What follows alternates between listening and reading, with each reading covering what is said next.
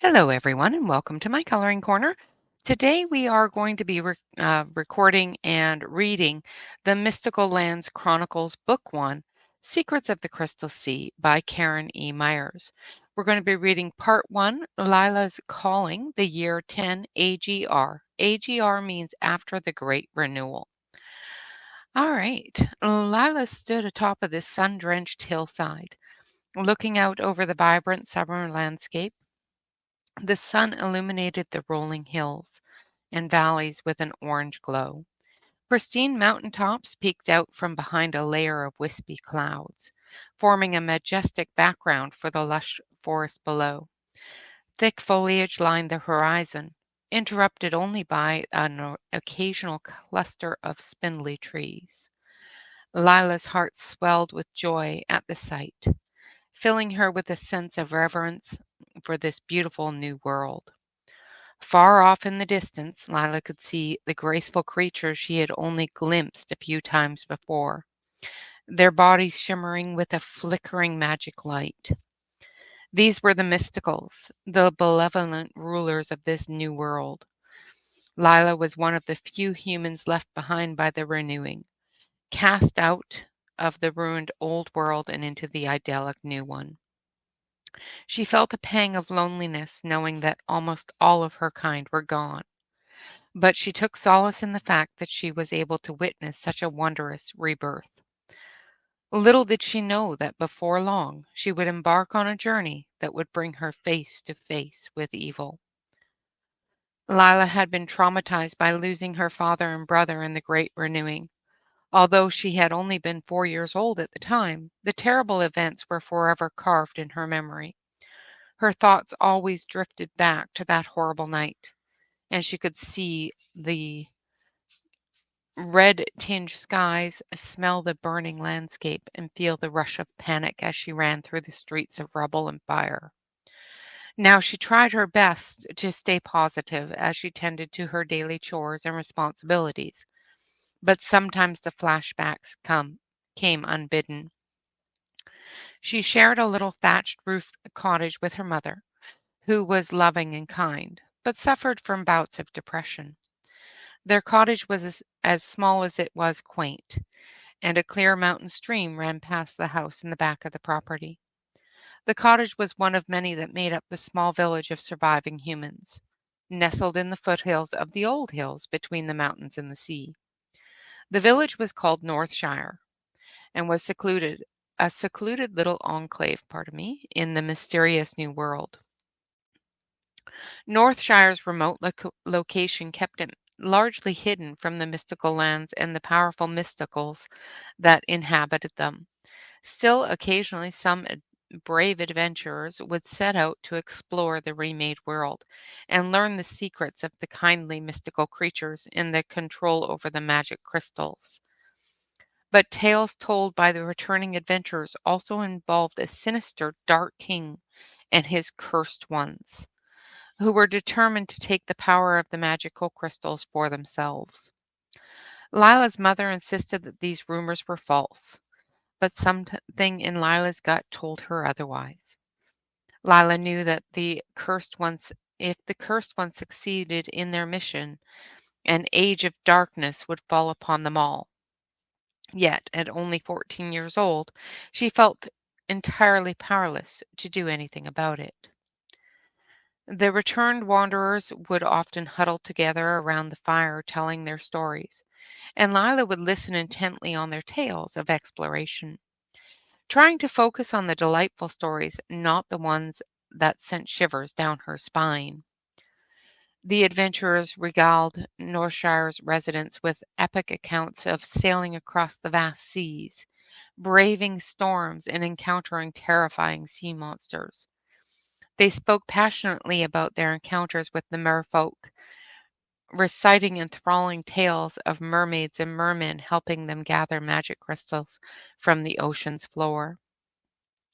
The ocean water shimmered in the light, they said, as if it were alive and dancing beneath the surface. Listening to the tales, Lila could almost hear the garbled drone of conversation under the sea as bizarre-looking fish watched curiously through the bubbled eyes. She imagined a world below where starfish twinkled like stars and seaweed swayed in the hidden currents. As the traveler spoke, she felt herself being pulled into the magical realm that was both terrifying and captivating. Lila dreamed of one day leaving her village and its familiar surroundings to see the beauty of the ocean, to watch the harvesting of magic crystals, and to possibly catch a glimpse of the mermaid, a gnome, or a fairy close up. From the Voyager stories, she had learned that all of these mysticals had the gift of magic and could use the power of magic crystals to achieve great many things according to their will. Humans, of course, did not possess the gift of magic, but this confused Lila, who wondered if, in her heart, if she too might have magical abilities. Lila had always been a sensitive child, and she had trouble understanding the other children in the village. She was a loner and preferred spending time in nature with the trees and animals to playing with other children. She felt a special connection with nature, and she was able to communicate with animals through her thoughts. She often wished she could have been born an animal instead of a human. Her mother always teased her about this, telling her that animals weren't nearly as happy as people were. The wind whistled through the trees and rustled the tall grass. Lila could hear birds, squirrels, and frogs as they began to settle down for the evening. In the breeze, she could smell the salty sea to the east and the fragrant cedar trees to the west. Below in the valley, she could see her village and the storybook cottages lined up in rows. Darkness was falling quickly, and a full moon hung in the sky like a silver lantern, illuminating the tops of the pine trees. Lila knew it was time to return home. The late summer weather was becoming crisp and chilly, but not uncomfortable. Lila enjoyed the sensation of a warm sea breeze from the east across her back as she carried the firewood she had collected for her mother. Lila began following the narrow dirt path that would lead her back to Northshire. The fireflies danced around her in the twilight. As she neared the village, had the odd feeling that someone was watching or following her. She turned around to look, but there was no one there. Walking a few steps more, she saw an intense bright light in the path in front of her, just a few yards away. As she walked closer to the pulsating light, Lila recognized the shard on the path as a magic crystal. The brilliant blue light shimmered and shifted like a living thing. Fascinated, she reached out with one hand and touched it. The crystal glowed bright as it crackled and hummed with power. As Lila's fingertips made contact, a surge of energy raced through her body, sending tingles up and down her spine. She felt a sudden urge to reach out and take the crystal in her hands, but at the same time a deep sense of dread filled her mind. The woods around her seemed eerily still, as though the trees were expecting something to happen. Suddenly, Layla heard a voice call out from behind her, "Take it!" Startled, she spun around to see who had spoken, but no one was there. Taking a few steps backwards, she hesitated for only a moment before scooping up the mysterious crystal. It vibrated, still glowing, as she tucked it inside the pocket of her dress. Lila ran back home as quickly as possible. The feeling of someone watching still lingered around her like an invisible fog. As soon as she reached the safety of her cottage, Lila closed the wooden door tightly behind her and placed the magic crystal on top of the fireplace mantel for safekeeping until morning. Her mother entered the room and stood in front of her, arms crossed over her chest, a look of concern etched into her face. "What is that?" her mother asked, voice heavy with suspicion. "It's a special crystal," Layla said proudly. "I found it in the forest." "A special crystal?" her mother inquired. What do you need this for? I think I might have unusual powers. It could help us to have a better future, Lila replied, hoping to convince her mother of its value. Powers? You mean like witchcraft? Her mother questioned with a worry in her voice. You know how I feel about these things. Lila's heart sank. She should have known that her mother would never approve of anything magical or mystical. The magic was forbidden for humans. Mother, it's not witchcraft, Lila said softly. It's just a crystal with special properties. I understand your fascination, dear, her mother said softly, but humans have no business with magic. Lila picked up the magic crystal and closed her eyes, feeling its power coursing through her veins. She knew deep down she should do what her mother said, but something inside of her urged her to keep it. I'm sorry, Mother, Lila replied softly, trying to hide the hint of defiance in her voice.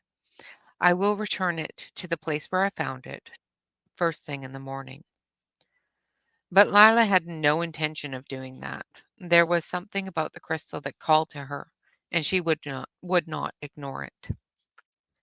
That night she dreamed of an old man with silver hair and gentle eyes, telling her that the crystal was full of magical potential that would give her special powers, powers that would keep her village and all of the mystical lands safe from the wicked forces trying to control the new world.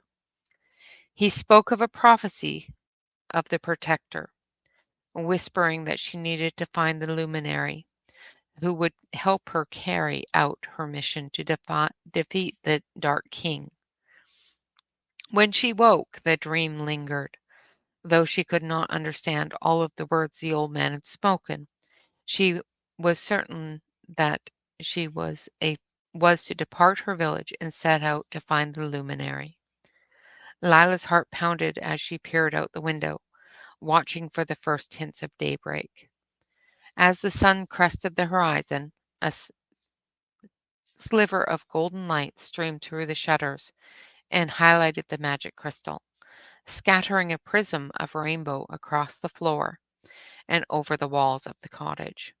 Somehow Lila knew this was her last opportunity to stop the Dark King before it was too late. Her small hand shook as dread overtook her at the thought of what lay ahead. She closed her trembling fingers around the magic crystal, knowing that no matter what she faced, she had been chosen for a reason. And that is the end of chapter 1. Next week we will start on chapter 2 from the Mystical Land Chronicles, book 2. All right, guys. Thank you all very much, and I hope you enjoyed the reading of the first chapter of the Mystical Lands Chronicles. Until next time, always remember to like, comment, and subscribe to any YouTube artist that you enjoy. And of course, always remember to relax, color, and stay safe. Until next time, bye-bye for now.